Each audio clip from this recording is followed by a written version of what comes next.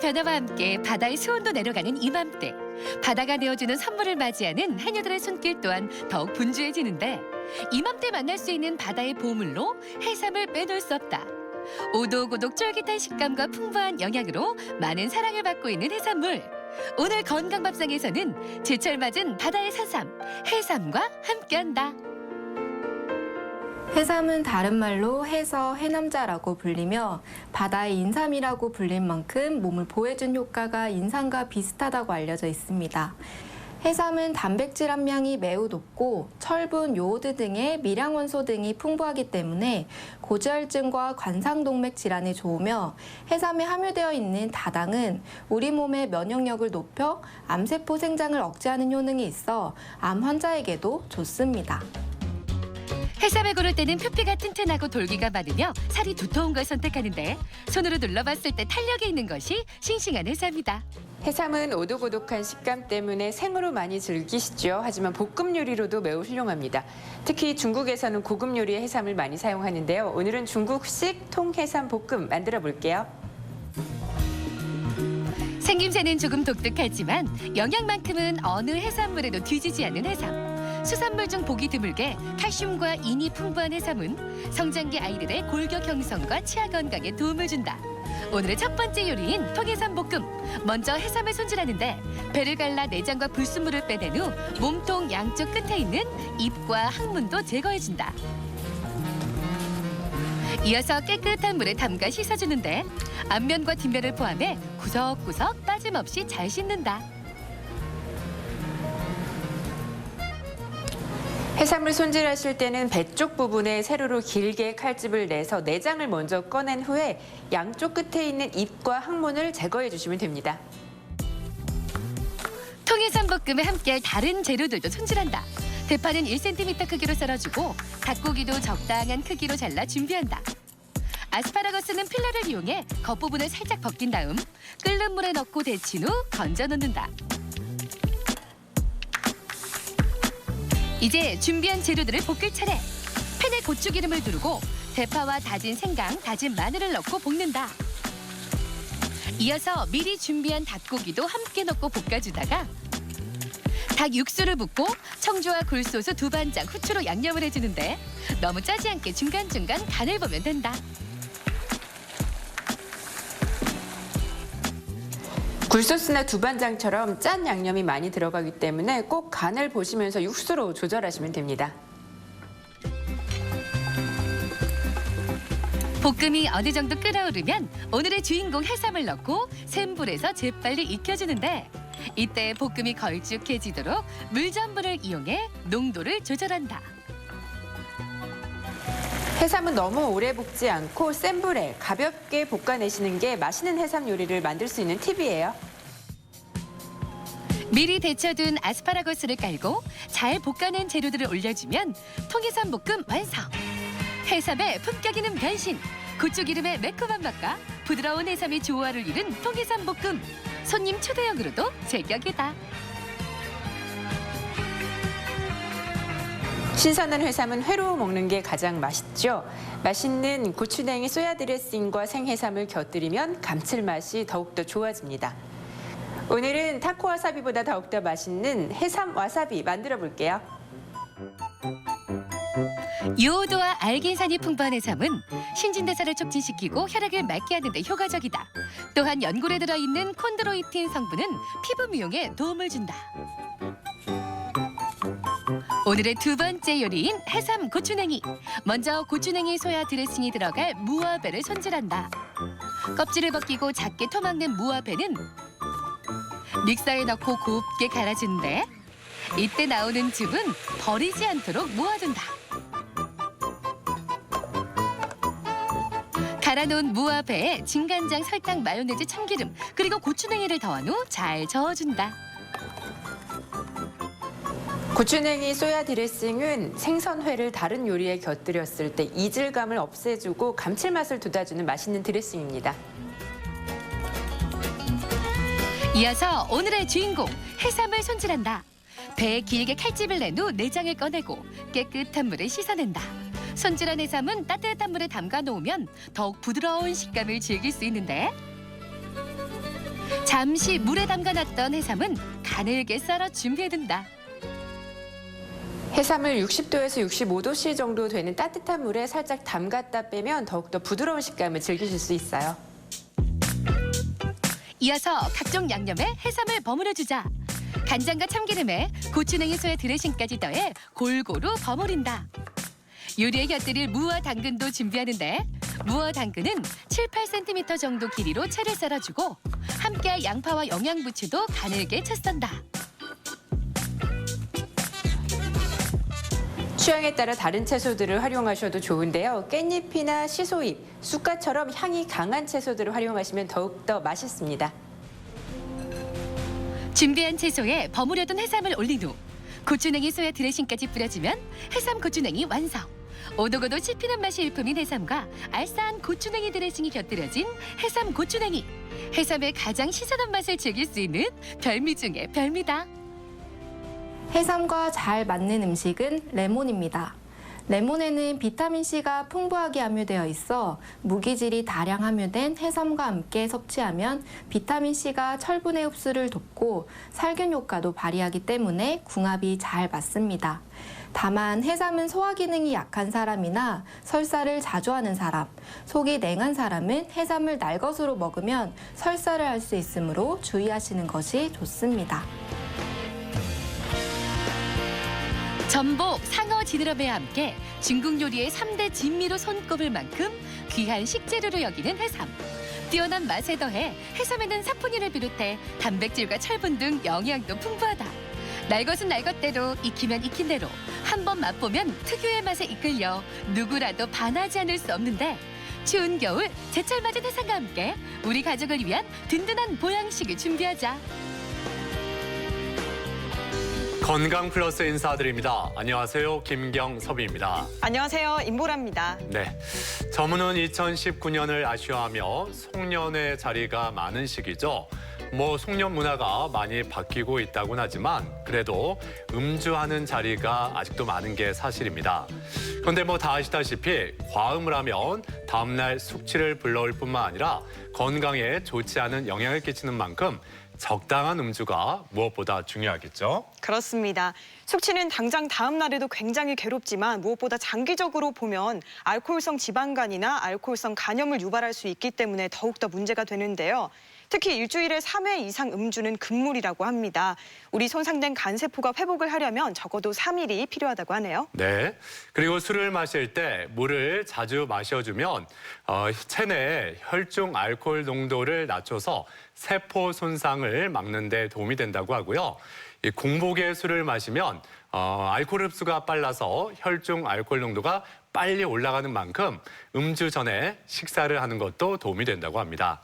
자, 모쪼록 건강한 음주 습관 잘 지키셔서 연말연시 탈나지 않게 잘 보내셨으면 좋겠습니다.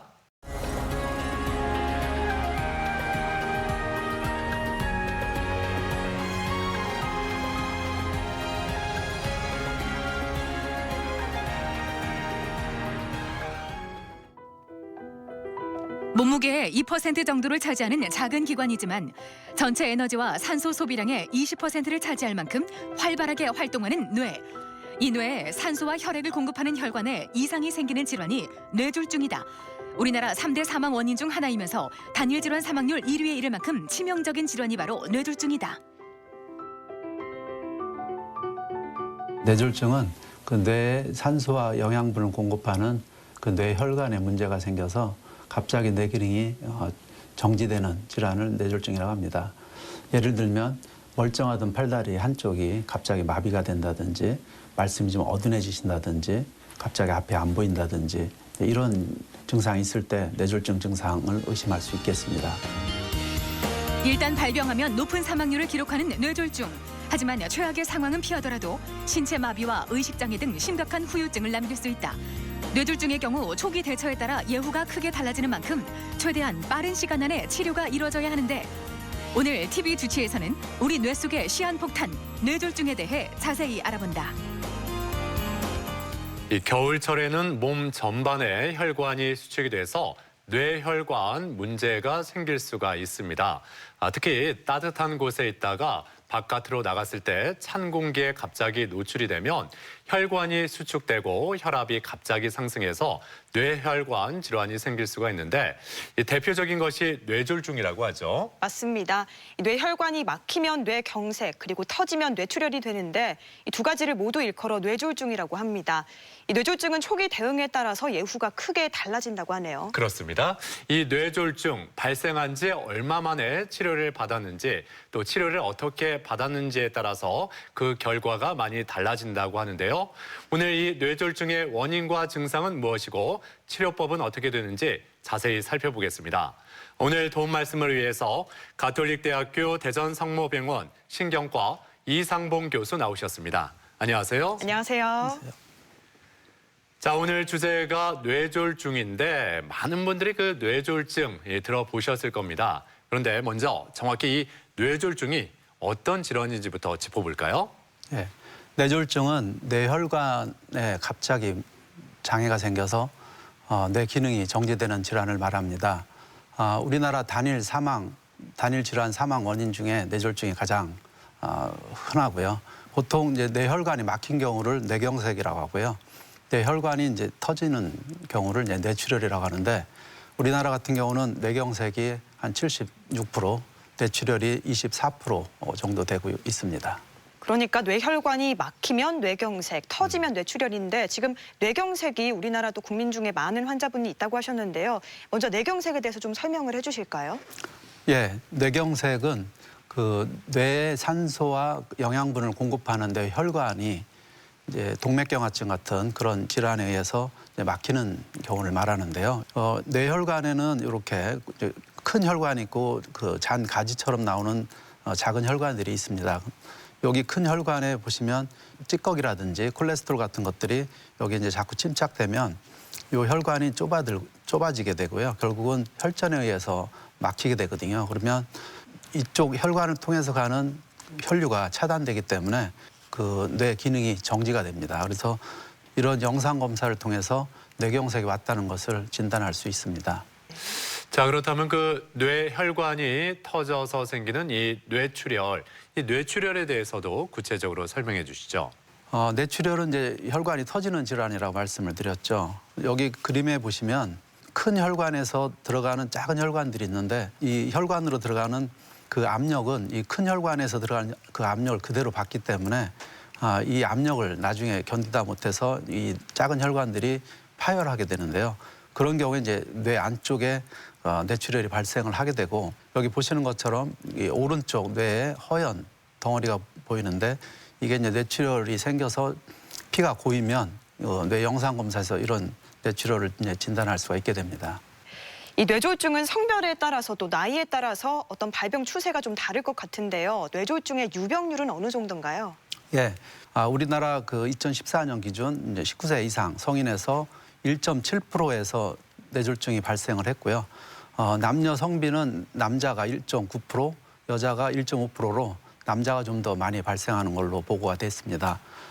뇌졸중은 이제 나이가 들수록 그 유병률이 상당히 증가합니다. 그래서 보통 노년층의 그 뇌졸중 발생률이 이 청장년층보다 한 13배 정도로 역시 혈관이 노화가 되면서 이런 뇌졸중의 그 유병률이 상당히 올라가는 것을 알 수가 있겠습니다.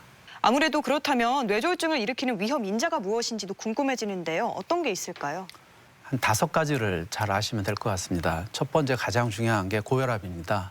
이 고혈압은 흔하기도 하지만 또 거꾸로 잘 치료를 하면 뇌졸중의 그 발생 위험을 많이 줄일 수 있습니다. 두 번째가 이제 당뇨병입니다. 그 당뇨가 있으면 보통 뇌졸중의 위험이 2배 내지 3배 정도 올라가는 걸로 되어 있고요. 세 번째가 고지혈증을 들 수 있습니다. 이 심방세동도 굉장히 중요한 위험인자로 보고 있습니다.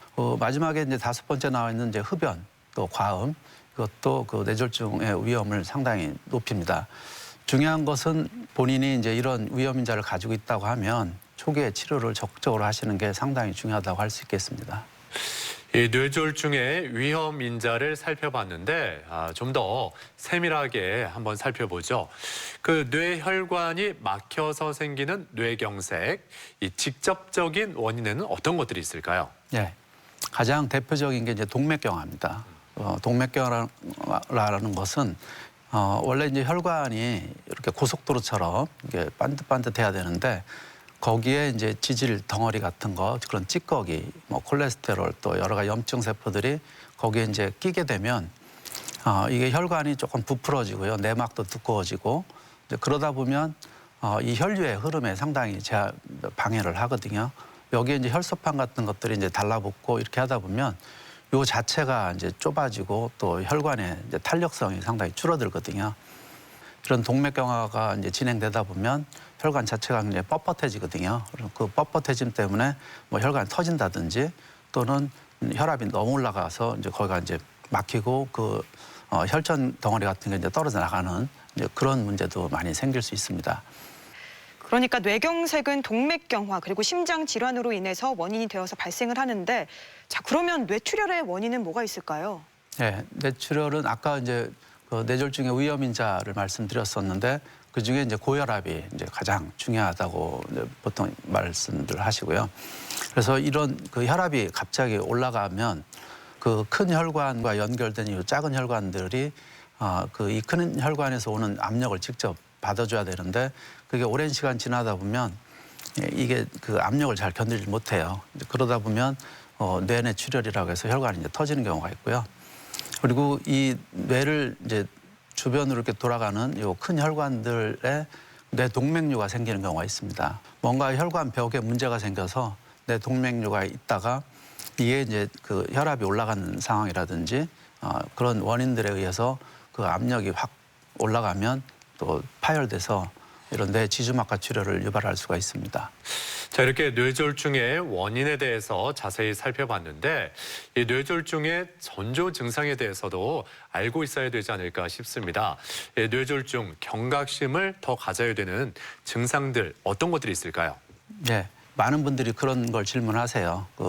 내가 뭐 한 2, 3개월 전부터 한쪽 팔다리가 조금 저리거나 양손이 좀 저린다든지 눈밑이 좀 떨린다든지 아니면 뭐 뒷목이 뭐 한 2, 3개월 계속 아프다든지 뭐 이런 식으로 말씀하시는데 대개 뇌졸중의 증상은 이제 갑자기 오는 특징이 있습니다. 갑자기 혈관이 막히거나 갑자기 터지면서 그걸로 인해서 뇌 기능이 딱 정지를 하는 거기 때문에요. 일단 그 뇌졸중은 갑자기 증상이 발생된다라는 걸 아시고 바로 119로 전화를 해서 큰 병원 응급실로 가시라고 꼭 말씀을 드립니다. 그래서 이런 뇌졸중의 증상들은 갑작스럽게 온다. 그걸 좀 기억하시는 게 좋을 것 같습니다. 이렇게 갑작스럽게 증상이 나타나는 만큼 전조 증상에 대해서 좀 더 구체적으로 알면 좋을 것 같은데요. 뇌졸중이 발생하면 우리 몸에 구체적으로 어떤 변화가 감지가 되나요? 뇌졸중의 증상 중에 가장 흔한 게 이제 마비입니다. 마비인데 보통 이제 안면마비하고 팔다리 마비가 있는데요. 거울을 보고 하고 이제 웃어서 그 양쪽 입꼬리가 이제 잘 똑같이 올라가는지 또는 아니면 한쪽으로 이제 치우치는지 그걸 이제 보시라고 말씀을 드리고요.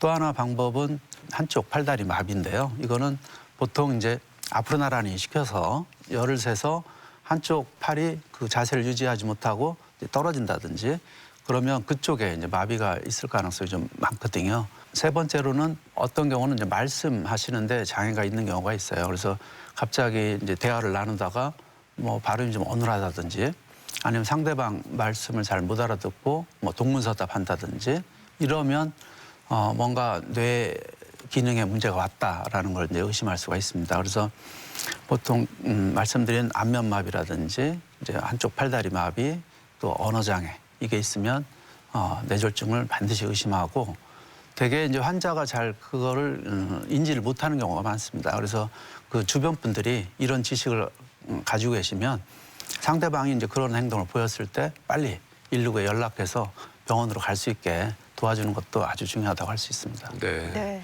그 증상들 가운데 그 안면 비대칭, 안면 마비 이렇게 말씀하셨는데 많은 분들이 그러면 또 이 한쪽 얼굴이 마비되는 구안화사가 왔을 때 이게 또 뇌졸중하고 연관이 있는 게 아닐까 많이들 걱정하시거든요. 네. 이 점은 어떻게 바라봐야 될까요? 네.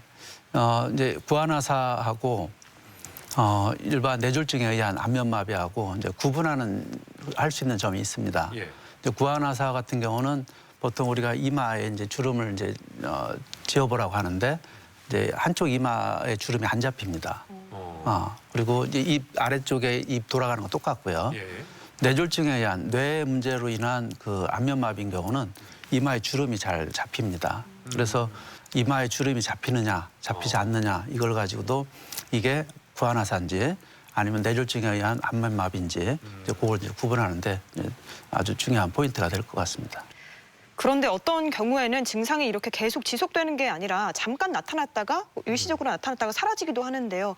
이런 경우에도 병원을 가야 하나요? 예. 그걸 이제 일과성 허혈 발작 또는 조금 쉽게 이제 용어를 미니 뇌졸중 이렇게 표현을 하는데요. 혈관이 막혔다가 우리 몸 자체에도 그 혈전 용해제 같은 게 이제 분비가 되거든요. 그래서 그 막힌 혈관이 저절로 녹는 경우가 있습니다. 그러면서 이제 증상이 풀리거든요.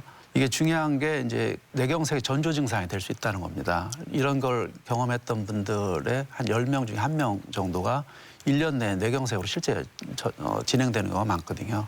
그래서 그런 이제 그 병력을 호소를 하시면 저희들이 뇌경색에 준해서 그 뇌졸중에 관한 이제 정밀 검사도 하고 또 그 치료도 뇌경색과 비슷하게 하고 있습니다. 자, 건강 플러스 오늘 이렇게 뇌졸중에 대해서 자세히 알아보고 있습니다.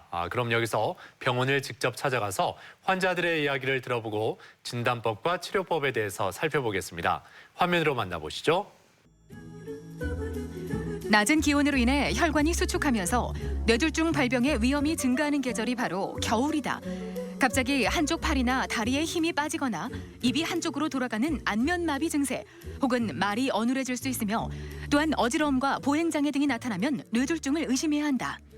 저희 신경과는 어디 불편해서 오셨나요? 제가 한 3일 전에 아침에 설거지를 하는데 갑자기 핑 돌게 머리가 어지럽고 약간 비틀거려서 왔습니다. 그 어지러울 당시에 뭐 보행이라든지 말하는데 좀 지장은 없으셨나요? 걷는데 약간 한쪽으로 약간 이렇게 치우치는 느낌이 조금 있었고요. 또 말을 할 때도 약간 평소보다는 약간 말이 새는 느낌? 좀 불편했어요. 평소에 고혈압약은 복용하신 건 없었나요? 한 3년 전부터 복용하고 있습니다. 나이가 많을수록 뇌졸중에 걸리기 쉽지만 젊은 나이여도 뇌졸중의 위험에서 예외일 수는 없다. 뇌졸중을 일으키는 고혈압이나 당뇨병과 같은 질환의 발병이 젊은 층에서도 늘어나면서 30, 40대 뇌졸중 환자도 이 증가하고 있다. 환자는 이제 갑자기 어지러워서 내원하셨는데요. 그 어지러움증의 원인 중에 뇌혈관에 문제가 있어도 어지러움증이 유발될 수 있습니다. 갑자기 어지러우면서 자세가 좀 불안정해진다든지 하는 게 굉장히 중요한 그 신호인데요. 이분은 뇌 영상 검사를 해서 그 뇌 질환이 있는지 여부를 확인하는 게 중요하다고 할 수 있겠습니다. 뇌졸중 진단을 위해서는 뇌 컴퓨터 단층 촬영이나 자기 공명 영상을 시행하며 발생 원인을 찾기 위해 초음파 검사나 뇌혈관 조영술 등을 활용할 수 있다. 특히 초음파 기구를 이용해 뇌로 혈액을 공급하는 경동맥의 혈관 상태를 측정하는 경동맥 초음파 검사를 통해 혈관 내 혈전의 형성 유무와 함께 혈관이 좁아져 있는 정도 등을 확인할 수 있다. 3개월 전에 그 오른쪽 팔도 좀 마비 오고 말씀도 어둔하셨잖아요. 지금은 좀 어떠세요? 지금 많이 좋아졌는데요. 제가 컴퓨터 작업 같은 거라든가 이게 좀 세밀한 걸 할 때는 어둔하고 제가 좀 말을 좀 빨리 하려고 하면은 말이 꼬이고 어둔합니다. 네. 여기서 그 처방된 약은 잘 복용하고 계세요? 네, 꾸준히 잘 복용하고 있고요. 식생활도 조금 바꿨습니다. 운동이나 그 재활 치료는 어떻게 하고 계세요? 네, 재활 치료는 일주일에 한 2-3번 꼭 와서 하고 있고요. 집에서도 열심히 하고 있습니다. 뇌혈관이 막히는 뇌경색이 발생하면 뇌로 가는 산소와 영양분 공급에 문제가 생겨 2-3분만 지나도 뇌세포 손상이 발생한다. 손상 범위가 커지면 언어장애나 의식장애, 마비 등이 발생할 수 있어 꾸준한 재활치료가 필요한 경우가 적지 않다. 이분은 그 3개월 전에 이제 오른쪽 마비하고 언어장애 때문에 내원하셨고요. 다행히 응급실에 빨리 오셔서 그 혈전 용해제 치료를 받으셨던 분입니다. 정밀한 작업을 한다든지 말을 좀 빨리 할 때 그 어두남이 좀 남아있긴 하지만 열심히 재활 치료를 하고 또 약물 치료 또 식생활 습관을 잘 개선해서 실천을 하신다면 더 좋은 회복을 기대할 수 있겠습니다. 뇌졸중 치료는 그 종류에 따라 달라지게 된다. 뇌혈관이 막혀서 생긴 뇌경색의 경우 뇌혈관 CT를 통해 막힌 뇌혈관을 확인하고 혈전 용해제를 투여하게 되며 시간이 많이 지체돼 뇌의 중요 혈관이 막혔다면 약물 치료로는 회복이 어려우며 즉시 혈전 제거술을 시행해야 한다. 뇌혈관이 터져서 생기는 뇌출혈의 경우 파열된 동맥류를 코일 색전술이나 클립 결찰술로 막는 치료를 진행한다. 뇌졸중은 시간을 다투는 응급질환입니다. 뇌혈관이 막히고 1분이 지나면 약 200만 개의 뇌세포가 죽습니다. 그렇기 때문에 그 막힌 혈관을 빨리 열어줄수록 그 사망률도 줄이고 나중에 그 후유증을 최소화시킬 수가 있는 겁니다. 그래서 이런 뇌졸중 증상 의심이 되면 바로 119에 연락을 하셔서 응급실로 빨리 오시는 게 중요하다고 할 수 있겠습니다. 심각한 후유증의 위험은 물론 자칫 생명까지 위협할 수 있는 치명적인 질환 뇌졸중. 하지만 발생 초기에 신속한 진단과 적절한 치료가 이루어진다면 높은 치료 효과는 물론 후유증의 위험도 크게 줄일 수 있다. 또한 건강한 생활 습관으로 뇌졸중의 위험 인자를 사전에 관리하는 것이 무엇보다 중요한데 건강한 생활 습관과 신속한 대처, 뇌졸중의 위험을 벗어나는 길이라는 사실을 기억하자. 네, 병원을 찾아가서 환자들을 만나보고 뇌졸중에 대해서 살펴봤습니다. 계속해서 뇌졸중의 진단 과정에 대해서 알아보도록 하겠습니다. 뇌졸중이 의심되면 어떤 검사들을 받게 되나요? 보통 그 환자분들이 이제 응급실로 뇌졸중의 증상이 있어서 오시면 저희들이 가장 먼저 하는 게 뇌졸중의 종류 중에 막혔는지 터졌는지 그걸 구분하는 게 가장 중요하거든요. 그래서 CT를 보고 그리고 환자의 증상이 언제 발생했는지 그 발생 시간을 따져보고 이게 골든타임 내에 들어가 있으면 혈전용해제를 이제 적극적으로 치료하는 걸 고려를 하고요. 그 외에 경동맥 초음파라든지 또 뇌혈관 조영술 같은 또 MRI나 이런 이제 추가적인 검사를 해서 또 확인을 하고 있습니다. 자, 아무튼 이 뇌졸중 진단을 받고 치료에 들어가면 그 치료 과정이 간단치만은 않을 것 같습니다. 그래도 이 치료 과정 한눈에 볼 수 있도록 먼저 좀 요약을 해주신다면요. 네. 일단 환자분이 119 그 구급대를 통해서 응급실로 오시면 저희가 이제 좀 전에 말씀드린 CT를 찍고 뇌경색이 확인이 되고 또 증상 발생으로부터 골든타임 내에 들어가면 이제 혈전 용해술 같은 이제 그런 적적인 치료를 진행을 하고요. 그렇게 해서 응급실에서 이제 뇌졸중 집중 치료실로 옮깁니다. 한 2, 3일 정도 이제 집중 관찰을 하고 환자의 이제 신경학적인 또는 활력 징후가 안정이 되면 일반 병실로 이제 옮기고요. 그다음에 이제 재활센터를 통해서 적극적인 재활 치료를 할 수 있게 하고요. 그래서 보통 그렇게 급성기가 잘 넘어가면 나중에 이제 그 외래 통원 치료할 수 있게 그렇게 또 이어서 치료 과정을 이제 진행하고 있습니다. 응급치료부터 재활 치료까지 전 과정이 참 중요한 것 같은데 이 전체적인 치료 과정에서 무엇보다 중요한 게 골든타임이라고 들었습니다. 몇 시간 안에 병원에 좀 도착을 해야 치료 가능성이 높아질까요?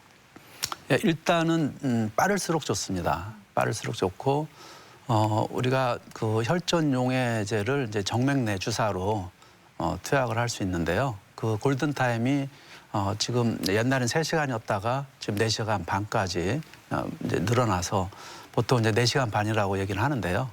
근데 중요한 것은 그 환자분이 그렇게 응급실 오셔도 실제로 CT 찍고 또 뭐 혈전 용해제를 이제 쓸 수 있는 환자인지 아닌지를 저희가 이제 또 면밀히 점검을 해야 되는데 그 시간이 보통 한 1시간 정도 소요가 됩니다. 그렇기 때문에 일단 빨리 오시는 게 중요하다라고 할 수 있고요.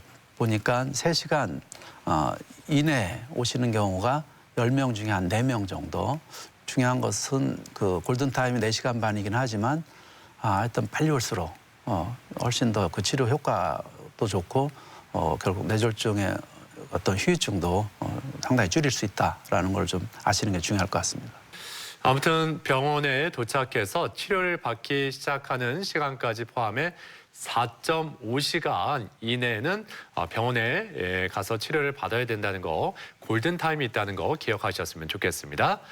자, 그리고 이 뇌졸중 치료는 이 뇌경색이냐, 뇌출혈이냐에 따라서 치료 방법도 달라지겠죠? 예, 맞습니다. 혈관이 막힌 경우하고 터진 경우는 정반대이기 때문에요. 일단은 막혔으면 막힌 혈관을 열어줘야 됩니다. 아직까지는 그 막혀서 죽은 뇌 신경세포를 이제 되살릴 수 있는 치료법이 아직은 개발된 게 없기 때문에 가장 이제 현재 할 수 있는 방법은 막힌 혈관을 얼른 열어줘서 아직 죽지 않은 뇌 신경세포들을 이제 보호해주는 이제 그게 굉장히 중요하거든요. 그래서 혈전용해제를 이제 정맥내 주사로 이제 투약할 수 있고요. 그리고 동맥내로 아예 그 혈전을 이제 끄집어낼 수 있는 이제 그런 혈전 제거술이 있고요. 뇌출혈은 이제 혈관이 그 터진 경우죠. 그래서 터진 뇌 동맥류를 찾아서 클립으로 그걸 딱 묶어주는 그런 시술도 있고요. 또는 그 코일을 넣어가지고 그쪽을 이렇게 메꿔주는 이제 그런 이제 시술 방법도 있습니다.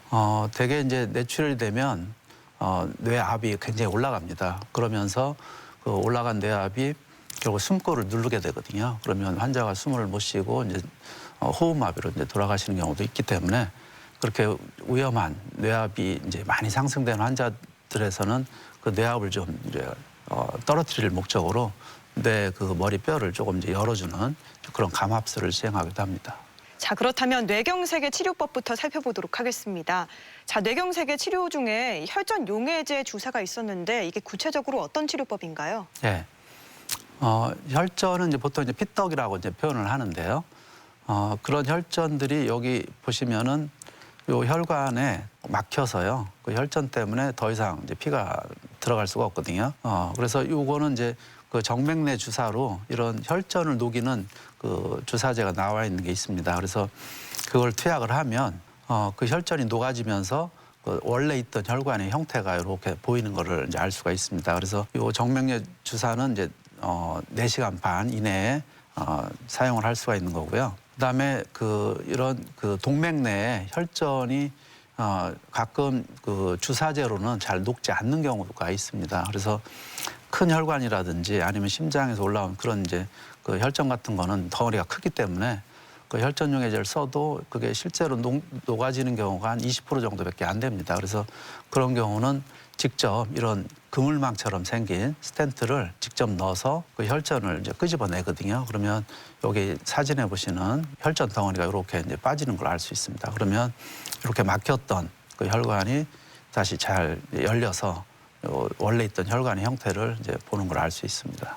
그렇다면 혈전 용해제나 혈전 제거 시술의 효과는 어느 정도인지도 궁금해집니다. 일단 그 막힌 혈전을 이제 그 제거를 해서 혈관이 잘 개통이 되면 여기 이렇게 허옇게 보이는 원래 그 뇌경색이 생길 수 있는 요 범위가 아래 사진처럼 이렇게 많이 없어졌죠. 그만큼 이제 뇌 손상을 이제 많이 이제 뇌세포 손상을 많이 줄였다는 의미고요. 요거는 이제 혈류 사진인데 혈류가 이렇게 잘 안 되면 이제 피가 정체돼서 이렇게 뻘겋게 보이는데 아래 사진처럼 뇌 혈관이 잘 개통이 되면 혈류가 잘 이제 지나가서 이제 뻘건 것들이 많이 없어집니다. 결국 그 사망률도 이제 줄일 수가 있고 또 뇌 손상을 이제 많이 줄여주기 때문에 그 후유증도 상당히 줄여줄 수 있습니다. 그래서 건강 수명을 한 4.4년 정도 연장할 수 있는 아주 그 효과적인 그런 이제 치료법이 될 수 있겠습니다. 자, 그런가 하면 이 뇌경색을 미리 예방할 수 있는 치료법이 있다라고 들었는데 어떻게 하는 걸까요?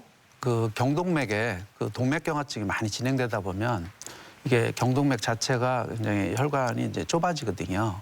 그래서 보통 한 50% 정도 이렇게 좁아지면 저희가 이제 약물 치료를 합니다. 특별한 이제 그걸로 인한 뇌졸중 증상이 없는 무증상의 그 동맥경화 로 인한 그 경동맥 협착 한 50% 그러면 약물 치료를 하고요. 이게 점점 진행이 돼서 한 70% 정도 이상 좁아지면 그 다음에는 이제 시술을 할 건지 수술을 할 건지를 이제 보통 결정을 합니다. 첫 번째 방법이 그 경동맥 내막 절제술이라고 해서요. 여기 보시면 이렇게 누렇게 경동맥 내막 절제술을 통해서 제거된 일종의 이제 기름 덩어리들입니다. 그래서 이게 혈관을 이제 꽉 차게 되면 더 이상 피가 못 가서 뇌경색이 생길 수가 있거든요. 그래서 경동맥, 목 쪽에 있는 경동맥을 좀 째서 덩어리들을 이제 끄집어내는 게 경동맥 내막 절제술이 되겠고요.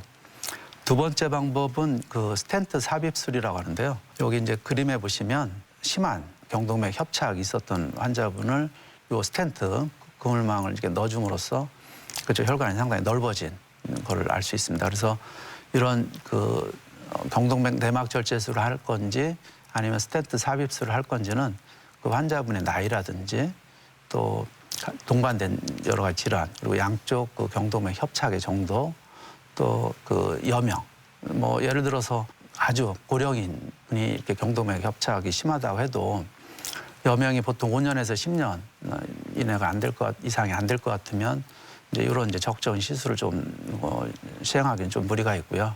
그런 경우는 이제 약물 치료를 합니다. 뇌졸중의 경우에는 특히 재활 치료가 참 중요할 것 같은데요. 적극적으로 재활을 하는 경우와 그렇지 않은 경우가 차이가 좀 많이 날 것 같아요. 예, 맞습니다. 예.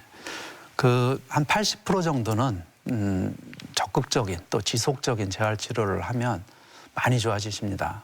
근데 뇌졸중이 가볍게 오는 경우도 있고 아주 심하게 오는 경우도 있기 때문에 가볍게 오는 경우는 한 10% 정도는 그냥 뭐 특별한 치료를 안 해도 저절로 회복되는 경우가 있고요. 아주 심하게 오는 경우는 한 10% 정도 그런 경우는 재활 치료를 열심히 해도 손상된 그 범위가 너무 큰 경우에는 회복이 잘 안 되고 그럴 수 있습니다. 초기에 특히 그 뇌졸중 발생 후 3개월 이내에 적극적인 재활 치료를 하면 그 회복되는 정도가 상당히 더 좋기 때문에 초기부터 열심히 이제 재활 치료를 할 것을 저희들이 권유를 드리고 환자뿐만 아니라 가족분들도 이런 재활 치료의 중요성을 좀 잘 인지하셔서 같이 협조를 하시면 훨씬 더 그 회복이 잘 되는 경우를 많이 볼 수 있습니다. 자, 그렇다면 뇌졸중의 예방법에 대해서도 소개를 해주시죠. 뇌졸중 자체가 워낙 사망률도 높고 또 후유증을 많이 남기는 아주 무서운 질환이기 때문에 뇌졸중이 이제 생기기 전에 예방하는 게 굉장히 중요합니다. 그 뇌졸중의 그 이제 위험 요인으로 말씀드렸던 이제 고혈압, 뭐 당뇨병이라든지 고지혈증, 또 심방세도 이런 이제 위험인자가 있으신 분들은 이런 그 위험인자 관리가 상당히 중요하고요. 그리고 운동, 이제 과일이나 야채 그리고 조금 덜 짜게 드시고 당연히 담배는 끊으셔야 됩니다. 술은 소량 드시라고 저는 항상 말씀을 드리는데 이 술은 뇌출혈에 있어서는 굉장히 강력한 위험인자이기 때문에 가급적이면은 절주를 하시는 게 좋은 이제 습관이 되겠습니다. 자, 이렇게 뇌졸중 예방법에 대해서 말씀해 주셨는데 이 뇌졸중에 대해서 꼭 기억해야 될 점들 다시 한번 좀 요약을 해 주신다면요.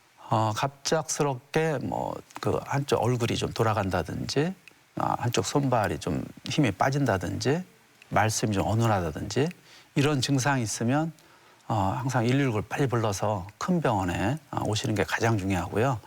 그리고 예방이 중요하다고 말씀을 드렸는데 건강한 생활 습관 또 뇌졸중의 위험인자로 알려진 여러 가지 혈압약이나 당뇨약, 뭐 콜레스테롤약 이런 약들을 아주 지속적으로 꾸준히 드시는 게 필요하고요. 무엇보다도 그 일단 뇌졸중은 시간이 굉장히 중요하기 때문에 조기에 치료하는 게 가장 중요하다고 할 수 있습니다. 대전 MBC 건강플러스 오늘은 뇌졸중에 대해서 이야기 나누고 있는데요. 이번에는 뇌졸중에 대한 오해와 진실을 OX로 풀어봅니다. 네. 자, 먼저 갑자기 목덜미에 통증이 느껴진다면 이 뇌졸중 전조 증상일 수 있다. O일까요? X일까요? X입니다. 우리가 보통 그 TV나 이런 TV 드라마에서 보면 이제 목덜미 자꾸 쓰러지는 경우가 있는데 이제 그러면서 뇌졸중으로 되죠. 근데 사실은 이 목덜미의 통증은 우리가 그 직립보행을 하면서 이 머리를 항상 그 머리 자세를 유지를 하다 보면 이 뒷목 쪽에 근육이 많이 뭉치게 되고요. 그걸로 인해서 이제 그게 만성화되다 보면 이제 근육통이 많이 생기는 경우가 많습니다. 그래서 이 목덜미에 오는 통증은 뇌졸중의 전조 증상이라기보다는 어떤 이제 목 주변 근육의 어떤 근육통 이런 질환일 가능성이 높습니다. 자, 이 질문 많은 분들이 궁금해하실 텐데요. 코를 골면 뇌졸중에 걸리기 쉽다. O일까요? X일까요? 이거는 세모입니다.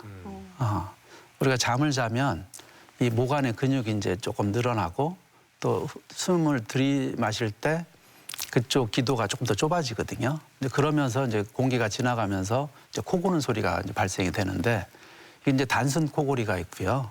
또 어떤 경우는 너무 좁아져서 숨을 못 쉬는 경우가 있습니다. 무의식적으로. 그러면 이제 그걸 이제 수면 무호흡증이라고 하는데 이런 수면 무호흡증이 동반된 경우에는 뇌졸중이나 뭐 심장병, 고혈압의 이제 발병 위험이 높은 걸로 되어 있고요. 내가 코골이는 있는데 수면 무호흡증까지도 심한지를 미리 아시는 게 중요할 것 같습니다. 자, 다음 질문. 뇌졸중은 발병 전에도 치료가 가능하다. O일까요, X일까요? O입니다.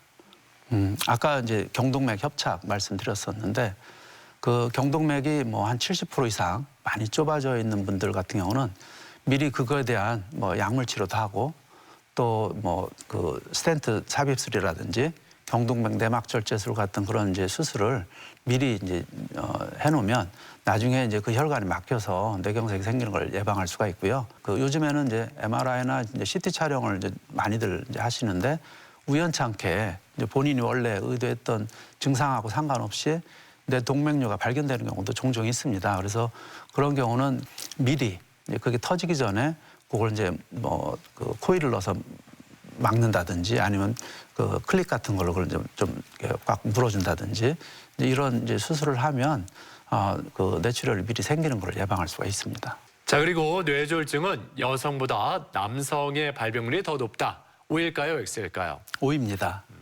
작년에 그 뇌졸중학회 그 역학연구회에서 이제 발표한 그 자료에 의하면요, 2014년 기준으로 그 19세 이상의 성인에서 뇌졸중 발생률이 남성에서는 1.9%, 여성에서는 1.5%로 남성에서의 그 뇌졸중 발생률이 더 높은 걸로 나타났습니다. 자, 이렇게 뇌졸중에 대한 오해와 진실을 OX로 풀어봤는데요. 이번에는 시청자 여러분의 궁금증도 하나씩 풀어보겠습니다. 집에서 뇌졸중 환자가 발생했을 때 해야 될 것과 하지 말아야 될 것이 있나요?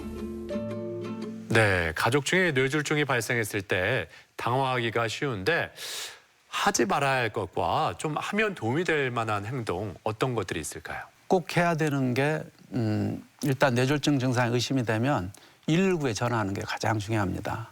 119에 전화해서 뇌졸중 환자가 발생한 것 같다라고 알리시고 바로 빠른 시간 내에 큰 병원으로 모시고 가는 게 가장 중요하고요.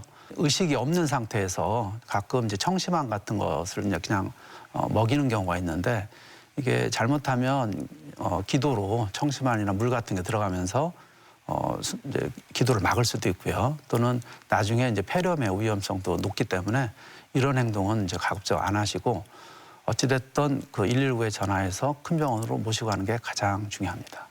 뇌졸중 골든타임이 4시간 30분이라고 하는데 만약 발병 후에 골든타임이 지나도 병원에 모시고 가야 하나요? 네, 계속해서 골든타임이 중요하다고 말씀을 해주셨는데 만약에 이 골든타임이 지났을 경우에도 병원에 가는 게 그럼 의미가 없는 걸까요? 아닙니다. 일단은 그 골든타임 4시간 반이긴 하지만 되게 이제 그 뇌졸중이 발생하면 그걸로 그 발생한 순간으로 끝나는 것이 아니고 되게 뇌경색인 경우는 그 혈전이 더 진행돼서 또 다른 혈관을 막는다든지 또 뇌졸중으로 인해서 뇌 부종이 막 진행되면서 뇌압이 많이 올라가고 그걸로 인해서 나중에 숨을 못 쉬는 그런 경우도 생길 수가 있고요. 또 동맥내로 직접 스텐트를 넣어서 혈전을 제거할 수 있는 그 혈전 제거술을 이제 일부 환자에서는 또 쓸 수가 있거든요. 일단 그 골든타임이 지났다고 해서 집에서 기다릴 건 아니고요. 바로 병원에 오셔서 그 신경과 전문의의 그 판단을 좀 받으셔야 됩니다. 자, 끝으로 뇌졸중에 대해서 꼭 기억해야 할 점 핵심을 요약해 주시면 좋을 것 같은데요. 뇌졸중은 네모다라고 한다면 이 네모에 뭐가 들어가면 좋을까요? 뇌졸중은 시간이 곧 생명이다. 뇌졸중은 가장 중요한 게 시간입니다. 뇌졸중이 발생했을 때 가장 빨리 응급실로 119를 이제 타고 오셔서 그거에 대한 적절한 치료를 빠른 시간 내에 해줘야 사망률도 줄이고 또 나중에 그 뇌졸중으로 인한 그 손상을 최소화시킬 수가 있습니다. 그렇기 때문에 시간이 곧 생명이다. 네. 자, 오늘 이렇게 뇌졸중에 대해서 자세히 살펴봤습니다. 지금까지 도움 말씀에 신경과 이상봉 교수였습니다. 오늘 말씀 고맙습니다. 고맙습니다. 네, 앞서 누누이 강조를 했는데요. 뇌졸중에 있어서 골든타임이 그 어떤 질환보다 중요하다는 거 다 아실 것 같습니다. 만약에 증상이 발병한다면 지체 없이 병원으로 꼭 가셨으면 좋겠습니다. 네, 그리고 이 뇌졸중은 겨울철에 특히 더 각별히 주의를 기울여야 하는데요. 나이가 좀 있으신 분들은 갑작스런 추위에 노출되지 않도록 목도리를 둘러주시고 따뜻한 옷으로 보온에 신경 써주시기 바랍니다. 네. 자, 오늘 저희가 준비한 내용은 여기까지입니다. 이번 한 주도 건강하게 보내시길 바라고요. 저희는 다음 이 시간에 다시 인사드리겠습니다. 함께해 주신 여러분 고맙습니다.